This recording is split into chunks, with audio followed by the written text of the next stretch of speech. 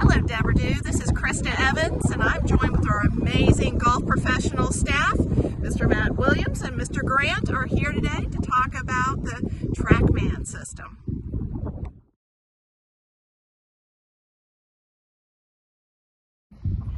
So Matt, talk to us about what is a TrackMan. We've been hearing about it for years, but give us the TrackMan is the state-of-the-art launch monitor that really does read the ball from the moment of impact until the ball finishes. It's giving you all kinds of cool data like club head speed, ball speed, the launch angle, the carry yardage, the total yardage finishing. So it can just be such a valuable tool for fitting when you wanted to compare your old 9-iron against someone else's 9-iron. It can show you those numbers. And then, wow, I got 8 more yards with this club. I should probably think about this. The other thing is, and we really want to encourage our members to seek us to use TrackMan, not only for fittings, but also during lessons. And I'll talk more about that later in a separate video. But today I wanted to invite Grant Bolin, our head professional, in to hit a couple of shots for us. And we can talk about his numbers and see if there's anything that I see. Perfect. Okay, so as I mentioned, I wanted to invite Grant Bolin, our head professional, in to hit a couple of shots for us, and I will help analyze his data once he does that. Hit away, Grant.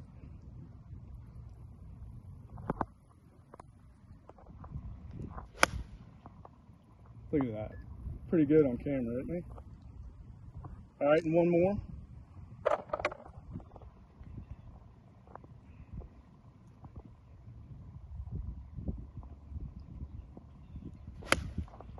Very good.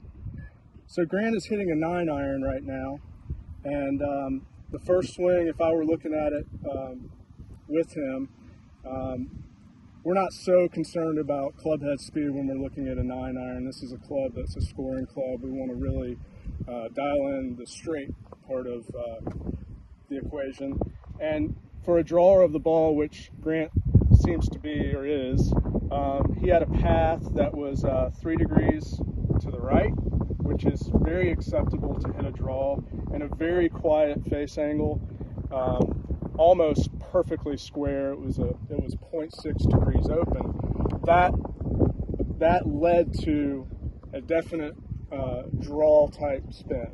Okay, so that was the first swing, and on the second swing, we're talking 3.2 degrees path to the right and 0.7 open club face. So another perfect draw scenario. And with those particular swings, I would not be making any adjustments. I was filming him earlier in the week, and there was a time when he was hitting a 9-iron and had a path that was 7 degrees to the right. That's probably too much. And those are the things that in a lesson situation, I can get him to stop swinging the club out to the right so much and affect his golf swing so that he's trying to swing straighter into the golf ball.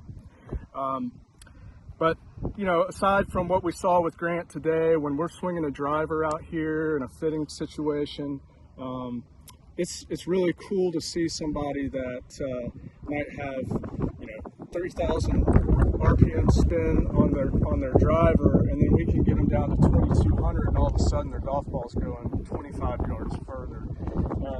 These numbers really help us figure out how to do that and how to put them on the right equipment. I do encourage everybody to come see us. We've had a great year.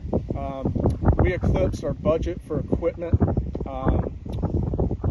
in August of this year, and we're on pace. We've already done $100,000 in equipment this year, and we're on pace to probably be in the 125 range, and we want to continue that. We want you to have new equipment. We want you to really enjoy the game the best you can. So please hit us up for a fitting, for a lesson where we can analyze your data and get you on your way. So if you're a novice, why would you come out and see you or Grant and have the TrackMan give you some figures with what your what your club speed is? It's a great question. Ladies sometimes when they come to us, they don't when they're brand new at golf, they don't know how far their ball is going. We can get them on the TrackMan and we can tell them, okay, your pitching wedge is going this yardage, and then build increments that they should search for with each club going forward. So that can be very helpful in getting started. What about the maturing population? Maybe you've been swinging a club for many, many years, but you're just not getting as much out of your clubs. Why would you come out and talk to you all about clubs? So TrackMan shows us spin rates, and spin has a great deal to do with how far the ball goes. So when I get somebody who's telling me that first of all, they're slicing it, they didn't used to slice it as much, I know right away they've got a lot of spin on their golf ball. So I can bring them into a lesson situation and I can give them tips to affect those spin rates and see if we can produce a lower spin that's going to make that ball launch out there more and have less backspin.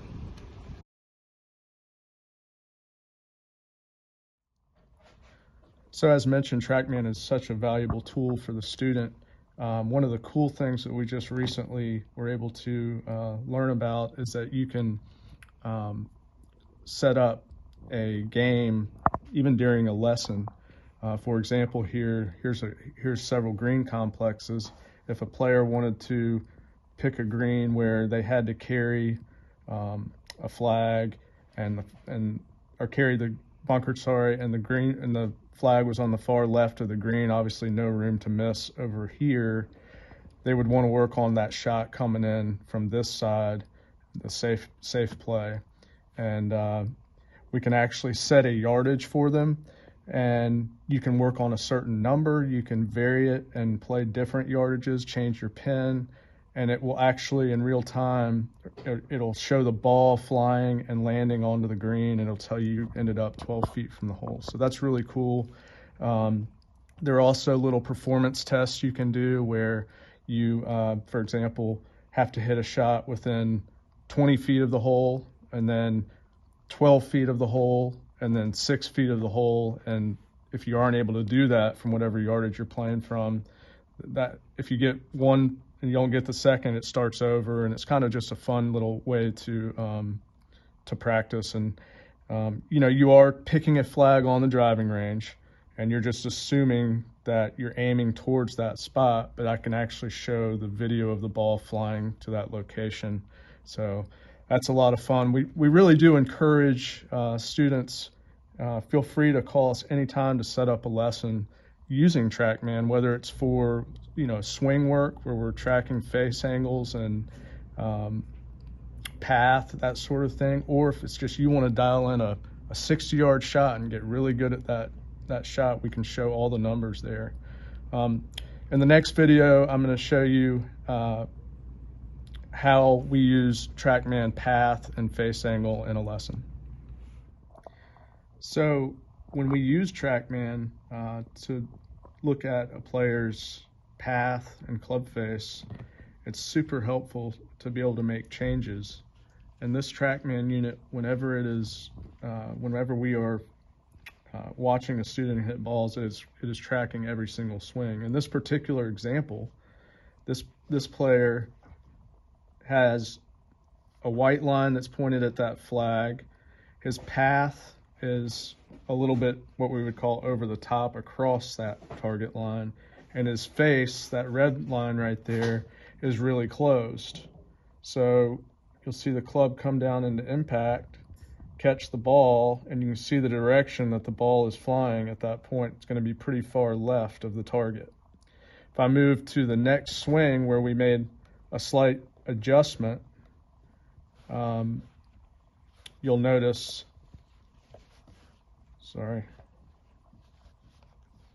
you'll notice that the path is much straighter towards the target line. Face is still a little bit closed, probably something we need to address relative to the path, but the ball is landing. If you watch that last little frame, you'll see where the ball lands right next to the flag. So in one swing, we were able to probably change the direction or where the ball landed by 10 to 15 yards. golf. Matt, talk to us a little bit about what you're passionate about with instruction. Tell us, you know, why you've been at DeBordieu for a few years and what really gets you up in the morning. Well, teaching is very important to me. It's something that I've always enjoyed. I began my career pretty much as a teacher and evolved into my position, but I think over time I've just spent a lot of time learning about the golf swing from back in my 20s, buying books at the Barnes & Noble and sitting there and reading them, putting things together. And as I've matured, I'd say it's really become neat to see, with the help of things like this, that a lot of adjustments can be made on the ground, little alignments as far as grip, how you're setting up to the golf ball. And then it creates positions. You know, sometimes teachers are really into, all right, you know, making their student get to a certain position. I find that there's an easier way, and that's something that I guess is evolved. We come back at that. Okay, Matt, so if you had to pick one player in the history of golf who has the best backswing, who would that be? Wow, I mean, that's a, can I name a couple? But tell us why. Okay. Classic backswings, I would say Justin Rose is a really great example of a modern day player. Luke Donald was one of my favorites back in, you know, when he was playing. He just won the Ryder Cup with his boys. Ernie Els, you know, is probably the most syrupy swimmer we've ever seen. Sure. He and Freddie Couples. So they all position their backswing very well, and that helps them set up to attack the ball. What about Ben Hogan? Great. Ben Hogan, I love so many things about Ben Hogan. Ben Hogan was an incredible athlete. Some of the things that he was able to do, it would be difficult to have the average player try to achieve some of the things that he did. He had a very fast swing. It was great. I mean, I love it. But harder to break down and really try to put somebody in some positions that might be uncomfortable for them. Sure.